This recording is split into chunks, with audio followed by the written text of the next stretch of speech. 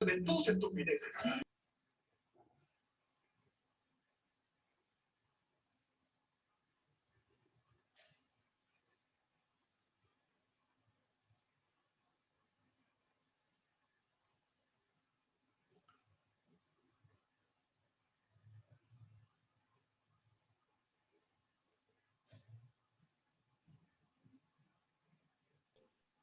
Buenas tardes, ingeniero.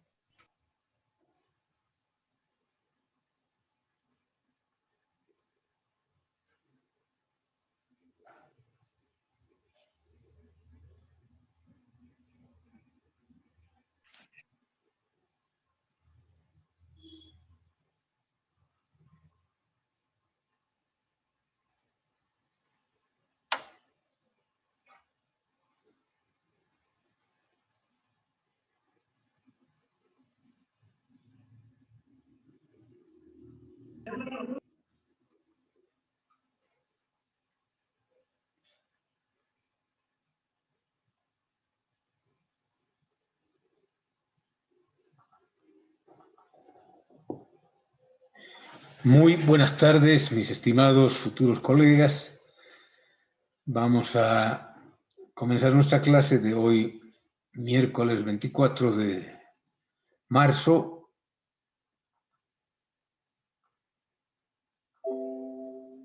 Nuestro siguiente tema.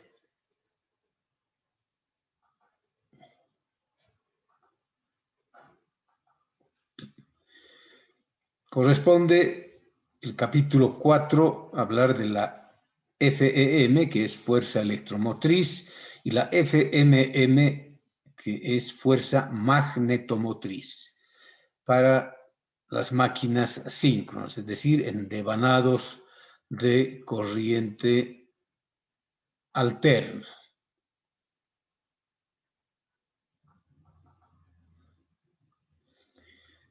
Reiteramos, este capítulo analiza la fuerza electromotriz inducida, cuya abreviatura es FEM, y la fuerza magnetomotriz FMM en devanados de corriente alterna.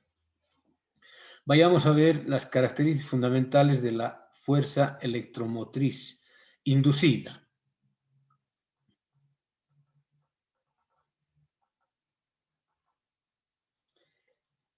¿Cuáles son esas características? Su magnitud, su frecuencia y la forma de onda. La forma de onda sinusoidal de la fuerza electromotriz inducida es dificultoso de obtener. Evidentemente, dentro de la máquina existen varios factores por los que la señal, la forma de la onda no es perfectamente una sinusoidal. Pero a través de algunos artilugios se puede conseguir un resultado satisfactorio de los componentes eléctricos, haciendo de que esa forma de onda sea lo más cercana a la sinusoidal. Al no estar muy saturado el hierro magnético utilizado en las máquinas eléctricas, la permeabilidad del mismo es muy grande con relación a la del aire, alrededor de unas 200 veces más, es decir, la diferencia en cuanto a la capacidad de conducir el flujo magnético. El hierro conduce alrededor de 200 veces más que el aire. Por tanto, las líneas de inducción magnética B en el aire son sensiblemente perpendiculares al hierro, es decir, las líneas de inducción son radiales en el entrehierro.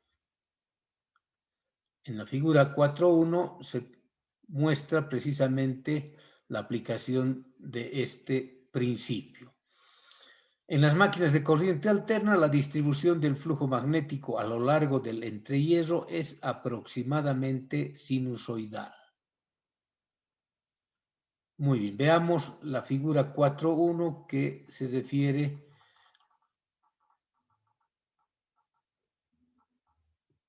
a la dirección que toman las líneas de fuerza. Aquí tenemos una fracción de lo que sería un polo. Aquí estamos viendo un medio polo, esta es la expansión polar. Este es el rotor y acá tenemos el estator, es decir, el inducido. Entonces, vemos acá estas líneas. Fíjense ustedes, este es el entrehierro, entonces esas líneas salen de la cabeza polar y van hacia el estator o inducido. Y en esta parte de la expansión polar toma esta trayectoria.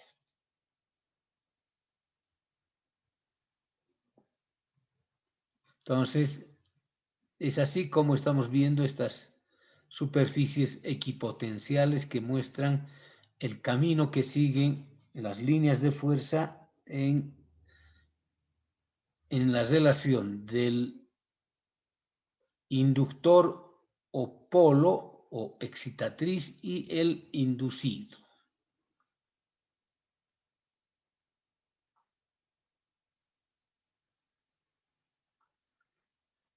La FEM inducida es proporcional a la inducción magnética V.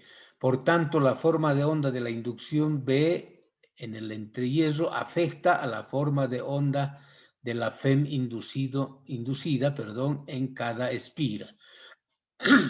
La forma de onda de la fuerza electromotriz inducida del conductor corresponde exactamente a la curva de distribución de la inducción magnética en el entrehierro, precisamente lo que estuvimos viendo a través de esas líneas en las superficies equipotenciales.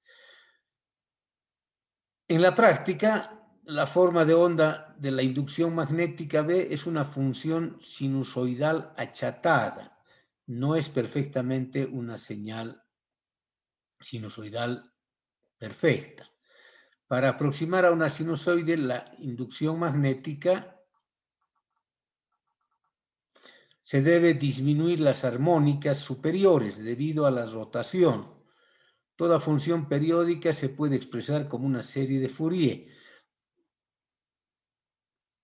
B es la inducción magnética, es una función periódica que la estamos viendo acá expresada en una serie de Fourier. Este primer término corresponde a la onda fundamental. Luego viene la tercera armónica, luego viene la quinta armónica, la séptima, etcétera, etcétera, hasta la n impar. Entonces, la señal está conformada por repito, por una onda fundamental y las armónicas.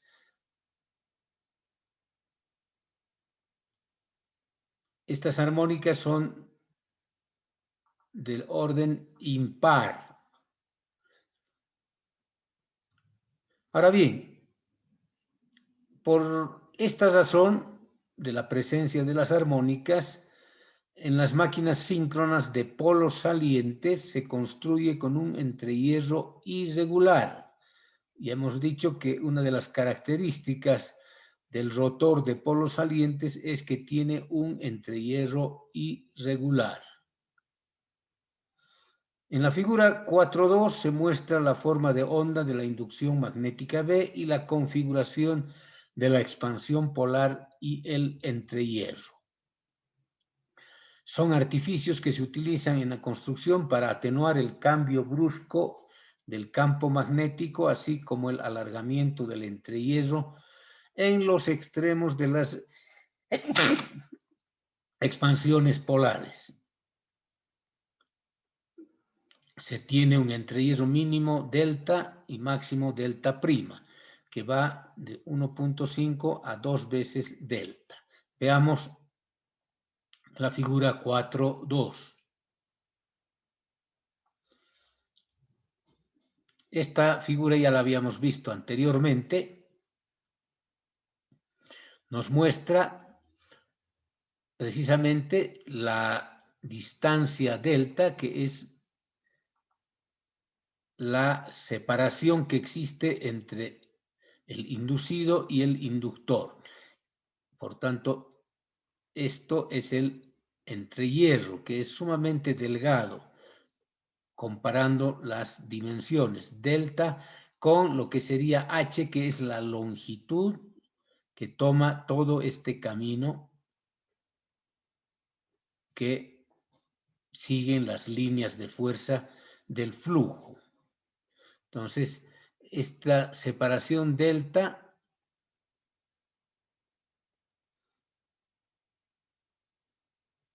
es muy importante considerar, es sumamente estrecha comparado con la longitud que tiene el circuito magnético a través del fierro, a través de los núcleos, tanto del estator como del rotor.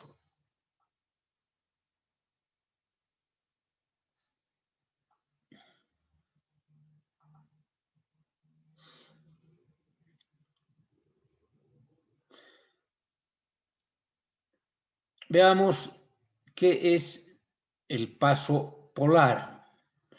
El paso polar, ya hablando del diseño de los devanados, es la distancia entre polos magnéticos consecutivos, expresado en grados eléctricos. De ahí que se tiene que tau es igual a 180 grados eléctricos. En los alternadores de rotor liso, la parte devanada del rotor se toma un 75% del paso polar. Vamos a irnos a considerar, repito, el paso polar, que es la distancia entre polos magnéticos.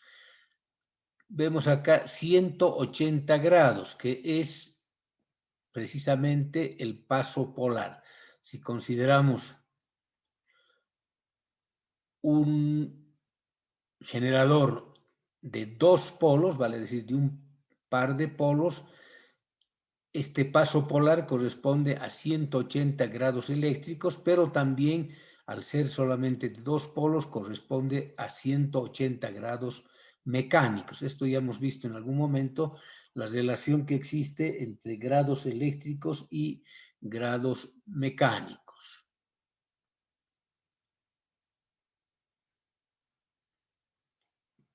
Bien, con esa consideración vamos a recordar, esto ya lo conocen ustedes, la ley de Faraday-Henry. La ley de Faraday y Henry, a veces solamente conocida como ley de Faraday, Era ayer una pregunta de examen, deben recordar. La inducción electromagnética es el principio en que se basan los generadores, transformadores y se expresa.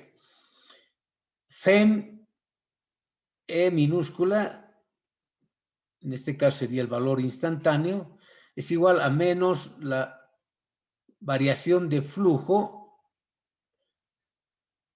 en función de la inducción magnética con relación al tiempo.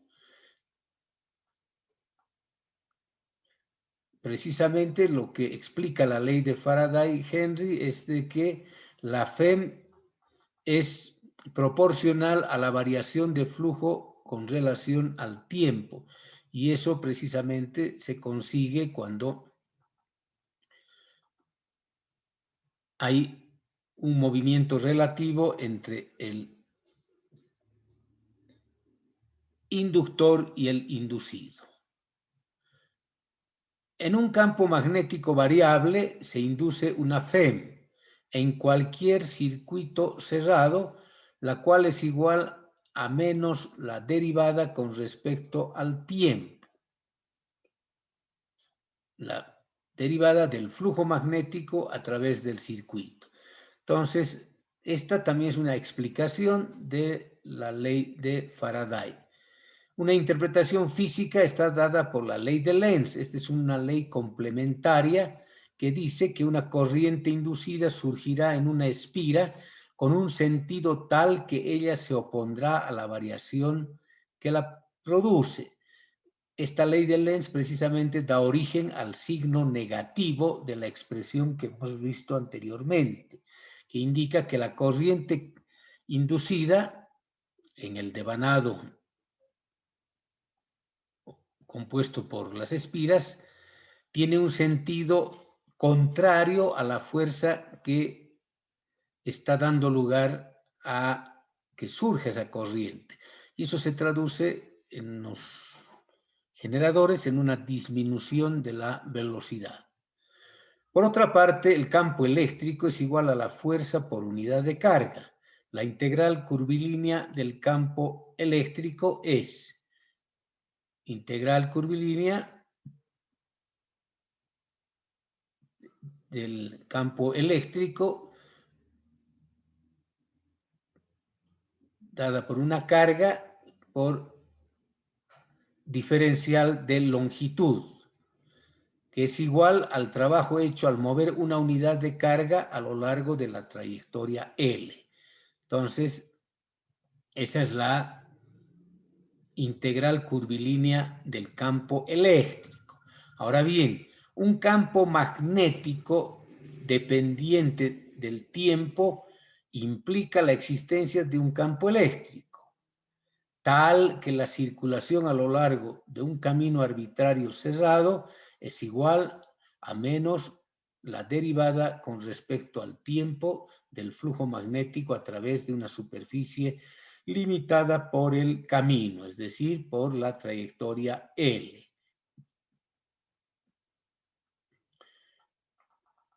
Si se considera un circuito rectangular giratorio, por ejemplo, hablamos de una espira de forma rectangular que está girando en un campo magnético estacionario. Ese es el caso básico de un generador de corriente alterna, una bobina básica que gira en medio de un campo estacionario. Hemos visto ya en varias oportunidades desde la introducción que este es el prototipo, el sencillo ejemplo de un generador de corriente alterna, una bobina compuesta por una espira que gira dentro de un campo magnético estacionario, básicamente formado por dos imanes con una polaridad norte y sur. Ahora bien, como sabemos que de acuerdo a la ley de Faraday, cuando un conductor o una espira o una bobina se mueve dentro de un campo magnético, se induce dentro de este elemento una fuerza electromotriz. Entonces, comencemos analizando que tenemos la inducción magnética en una señal sinusoidal. B es inducción magnética o densidad de flujo, que ha de ser igual a un valor máximo por seno de omega t. Omega es la frecuencia angular y t es el tiempo. Por lo tanto, conociendo B, la fuerza electromotriz instantánea en un conductor que se mueve dentro de un campo magnético está dado por E minúscula, es valor instantáneo, igual a la inducción magnética por la longitud y por la velocidad. B es la velocidad tangencial, L es la longitud del conductor.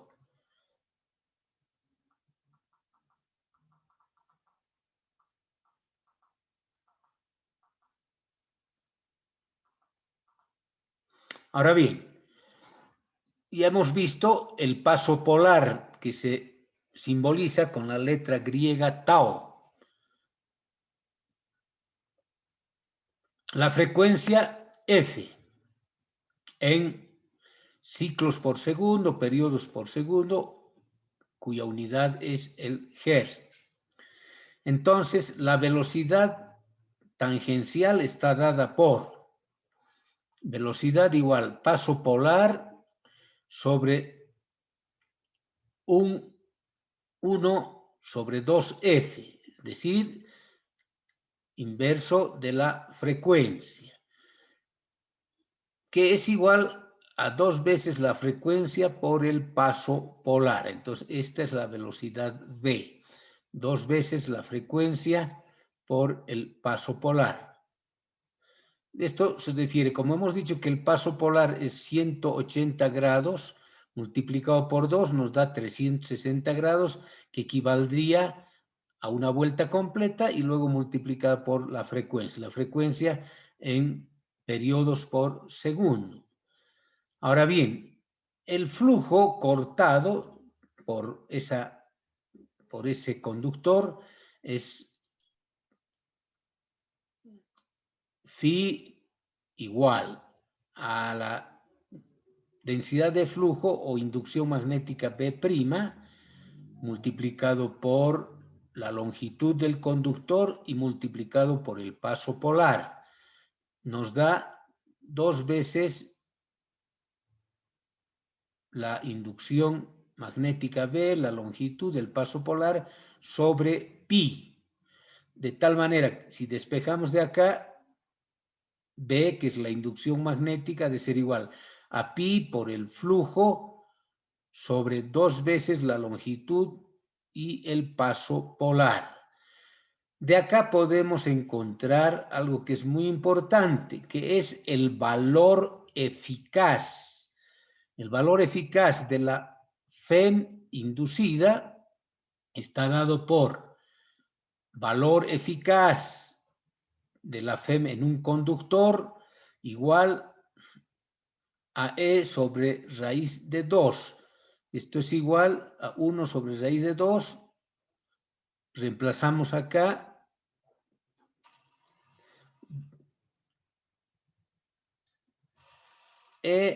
Reemplazando por 2, por pi, por el flujo, sobre 2 veces la longitud, el paso polar, por la longitud, por 2 veces la frecuencia y el paso polar. Simplificando, acá paso polar con paso polar se van a ir, L con L se van a ir, y de dividir pi entre 2 y multiplicar por, bueno, acá 2, encontramos que la expresión de la FEM en su valor eficaz en un conductor es igual a 2,22 por el flujo y por la frecuencia. Ahora bien, a propósito del valor eficaz, vamos a recordar a qué es igual el valor eficaz en general. Para ello vamos a tomar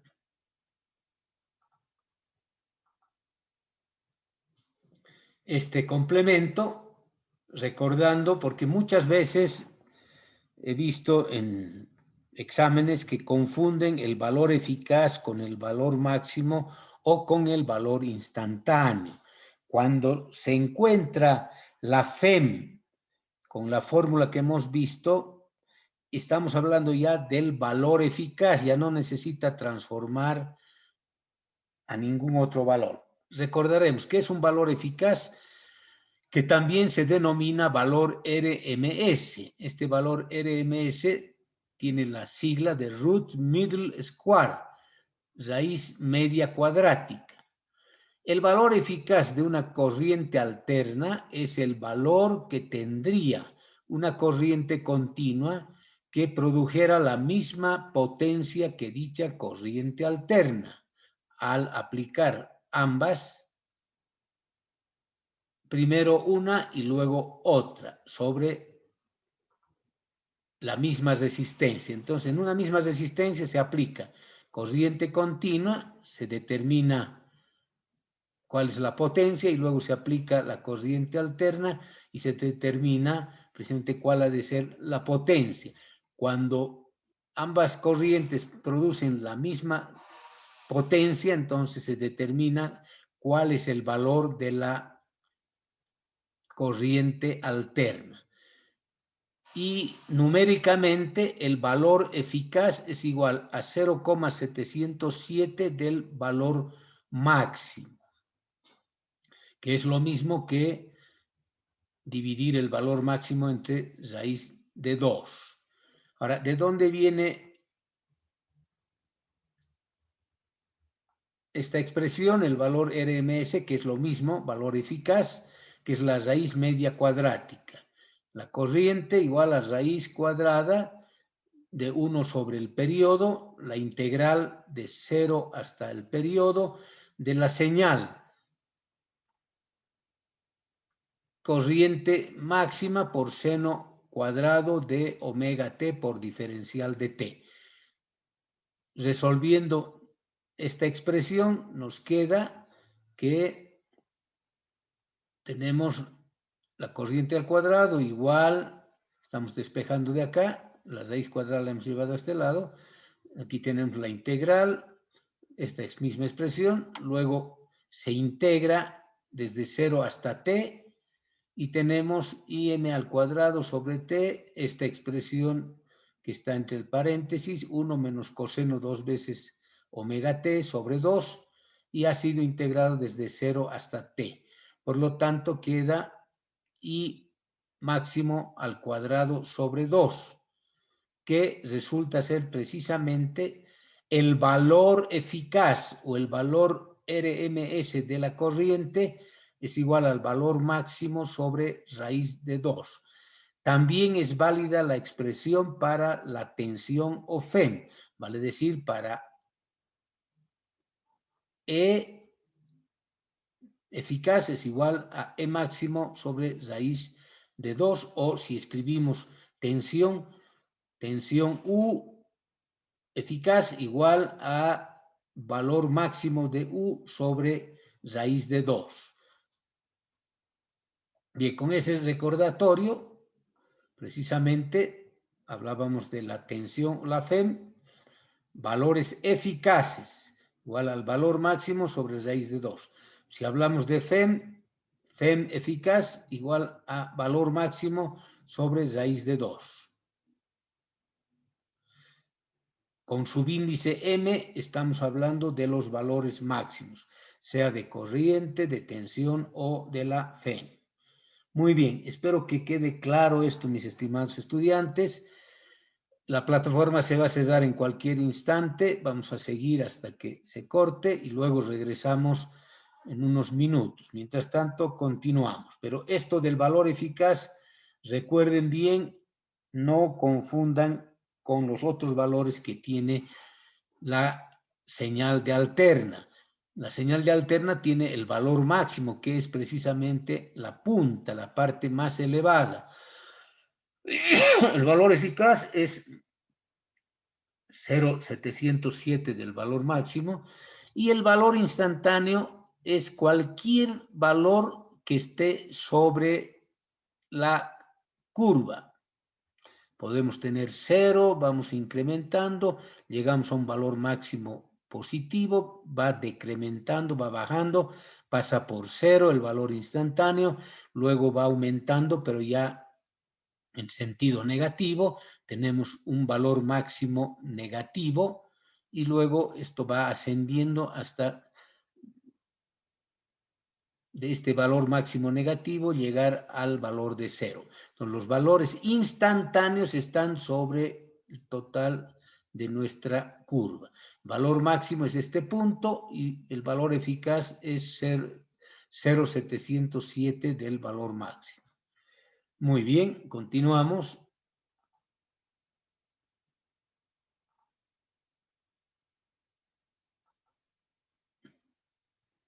Entonces, repito, el valor eficaz de la FEM para un conductor es igual a 2,22 por el flujo por la frecuencia.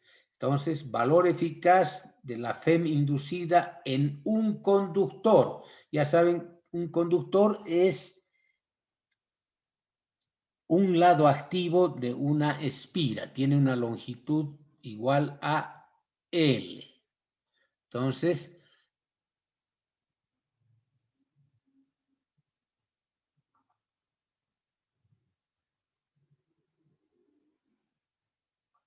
cuando hablamos de un conductor, estamos hablando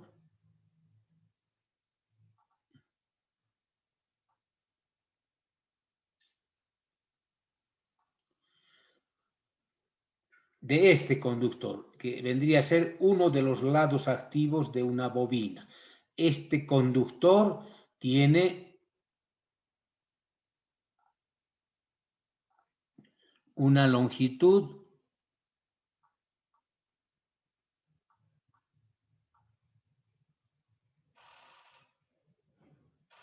L, que sería esta L. Entonces, en este conductor se induce un valor eficaz igual a 2,22 por el flujo por la frecuencia. Muy bien, entonces vamos a complementar esta parte con un análisis a partir de un texto complementario que también les he enviado el día de ayer, pero eso lo hacemos cuando regresemos de nuestro receso.